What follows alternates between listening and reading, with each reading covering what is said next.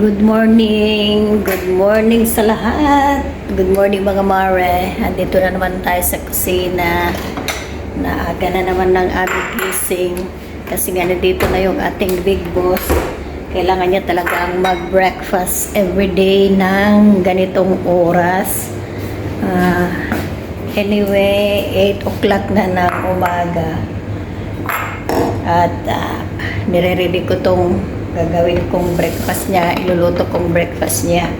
Ang iluluto ko ngayon ay itlog, kamatis na may itlog. Ayan, na-ready ko na to kagabi, na hiwa-hiwa ko na, igigisa ko na lang, tapos lagyan ko ng isang itlog. Breakfast ni Amo, simple lang mga mare. Hindi naman siya mapiling mag-breakfast, basta bigyan mo lang siya araw-araw ng kanyang kainin. Ayun na. Kaya ayan, bili lang ako na kaya yan minuto. Tapos ayun na, ito na magiging breakfast ni Sir. Siyempre samahan ng mga iba't ibang cheese at yung hindi nawawala ang Arabic bread mga mare. So maggisa na lang ako ng kamatis at lagyan natin ng itlog. So yan mga mare, hindi ko nalalagyan ng mantika yung ating palayok. Straight na ilagay dyan, tapos palambutin lang yung kamatis. So ganito lang mga mare ang pagluto ko dito sa recipe na ito. Ayan, hayaan ko lang siyang maluto, lumambot. Siyempre, halo-haluin natin para hindi masunog. So ayan na, medyo na siya, kumukulo at lumalambot na. So habang kumukulo, press na ganyan para mabilis pang madurog. Kasi ganito ang gusto ni Amo, yung kamatis ay medyo durog. So ayan, hayaan muna nating lumambot pa ng konti kasi medyo maano pa yung ating kamatis, matigas. Itong ating kamatis, maglalagay lang ako ng seasoning. Itong seasoning, gumamit ako ng black pepper, tapos turmeric powder, at saka may Maggi seasoning pang itlog. So ayan ang ilalagay ko, at syempre titimplahin natin ng asin mamaya pag nailagay na yung itlog. Ayan, halo-haloin lang para ma-combine yung mga spices na ating nilagay. At ayan, ready na, pwede nang ilagay yung itlog. Lagyan natin ang itlog, tapos halo-haloin lang.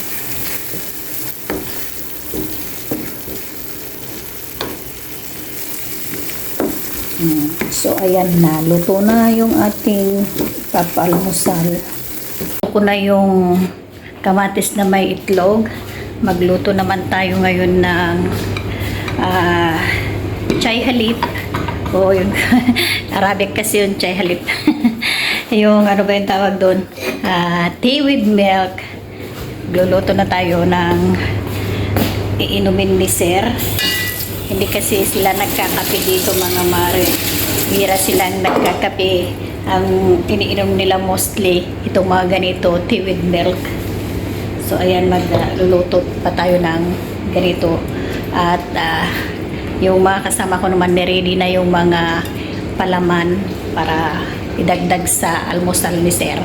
Kasi nakikita ko doon sa labas sa may pintana na aninag ko. Kanya na buksan ko itong pintuan para pumasok si Lucy. Nag-meow-meow na. Taal ya Lucy. Come inside yala. Lucy. Taal. Lucy. Good morning Lucy. Hi. Morning. Mamaya kita pakainin ha. Nakaluto na tayo. Ihatid ko lang ito sa loob para idalhin kay amo at magkain na siya. So, ayan na. Ready na yung aming pa-breakfast kay amo. Iakyat na lang ni Daisy. Oh. Tapos na akong nagluto palmusal kay sir. Man na gagawin natin mga mare ay ang pagluluto ng ipapakain nating pananghalian. So ayan na naman ang gawain natin, loto-loto everyday. At kaming mga Inday, ang ulam namin ay ayan, black beans. Black beans kami ngayon. Tapos sila amo, ewan ko anong luluto ko. Hindi ko alam kung ano pa ang aking iluluto mga mare. Masakit ng ulo ko kakaisip araw-araw. Ngayon pa ako magko-complain, ilang taon na ako nagluluto. Minsan kasi hindi ko alam kung anong iluluto ko para sa kanila. Kaya, ayan, sumasakit ang ating ulo. Manok na naman kasi ang iluluto ko mga mare. Itong may kunti tayong ano dito, karne, papaluto ko kay taga-Maneho, ulam nila ni Epoy. Everyday manok, magkakapakpak na tayo. Charot lang. Tawag si amo, nagpapagawa na naman ng ano ba yun? Orange cake. Kaya gagawa namin. Si Virgie ang inutusan kong maggawa ng orange cake. So ayan, kailangan natin ng orange juice. Kaya nag-i-squeeze ngayon si Virgie. Ayan, i-squeeze niya. Kasi kailangan natin ito para yung ating cake magiging maglasang orange cake. Wala kasi kaming yung naka-ready mix na orange cake, kaya nag-ano lang kami, magdi-DIY. So kailangan namin 'yan. Start ng mix si Virgie. Ito ang gagamitin namin, Betty Crocker, lemon flavor, pero ang gusto ni amo ay orange flavor.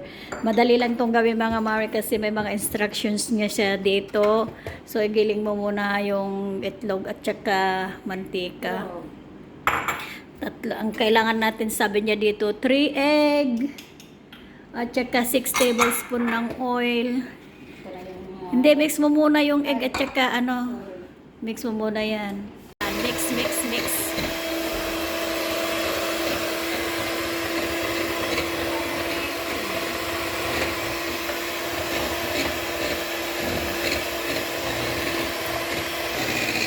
Nilagay niya yung powder.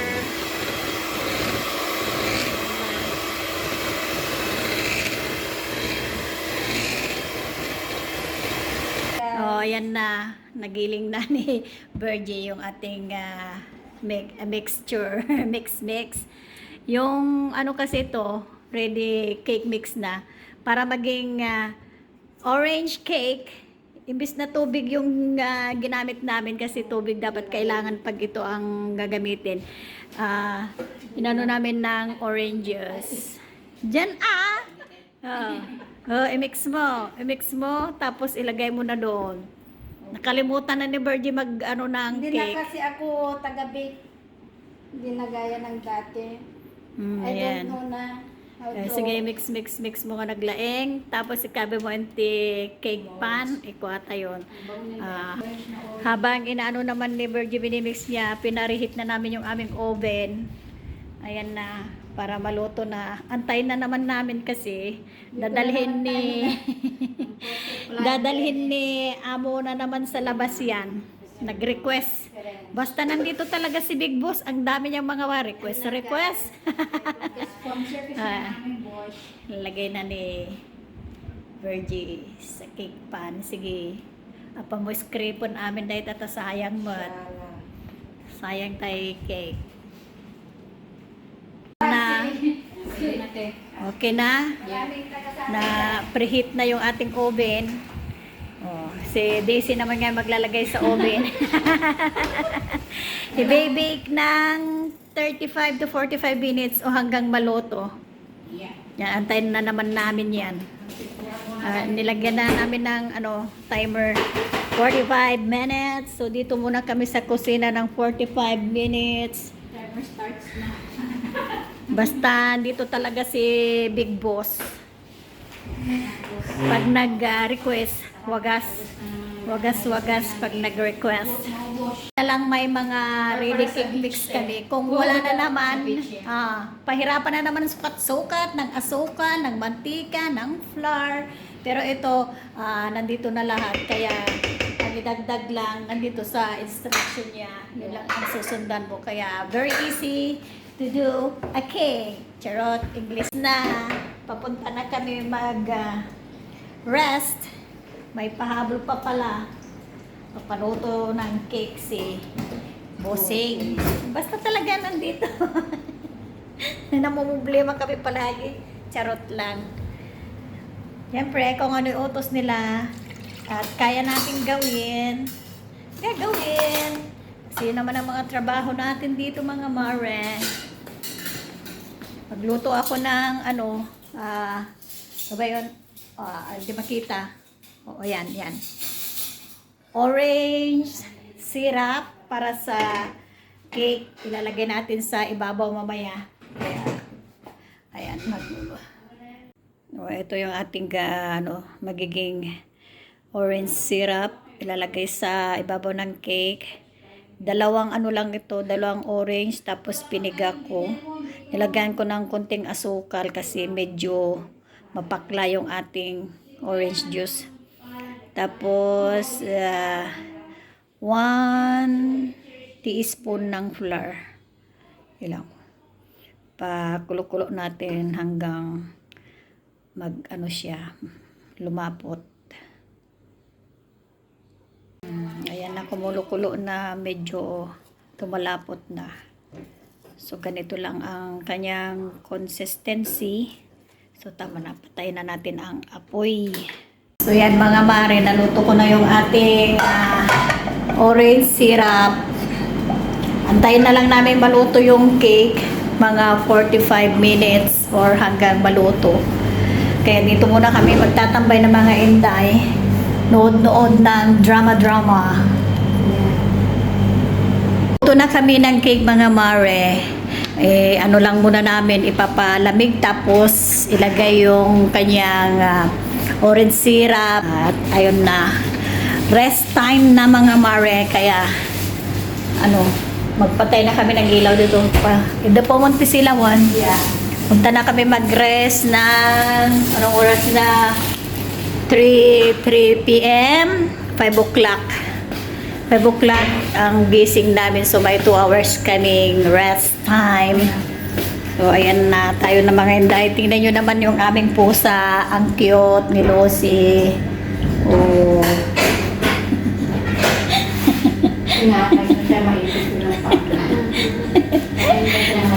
Dito lang siya sa may pintuan namin ihiga.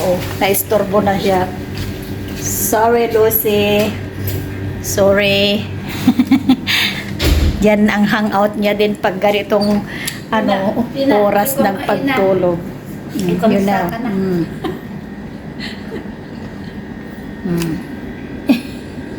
Yan siya. Nakaharang sa may pintuan namin. Close open. Close open. Yala, pasok na kayo. Ang tulog, babe. Babi, lahin kita sa loob ngayon. Ayaw naman niya pag-ilan. Saraduhan nyo na. Diyan lang talaga gusto niya. Siguro na feel niya yung ng aircon, lamig ng aircon, kaya dyan ang gusto niya. Yung cake kanina na ginawa namin, malamig na. So ilagay na yung orange syrup. Ganyan lang. Kunti lang ito para hindi niya hindi niya sabihin matamis. Hindi matamis yan, kay kunti lang yung ganun mo lang siya. Ikot pa ikot mo. Ganyan lang. Mababayan mamaya.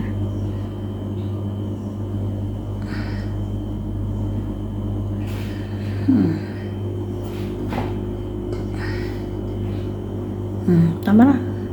Sayang din na yung kape. Okay. Ito na. Okay. Oh, ito na. Tapos na ang ating orange cake. Simple lang. Ganyan lang. Oh, tama na. Lagay mo na dun sa sasakyan niya. Bye, cake. Lagay na ni Daisy dun sa sasakyan ni Sir.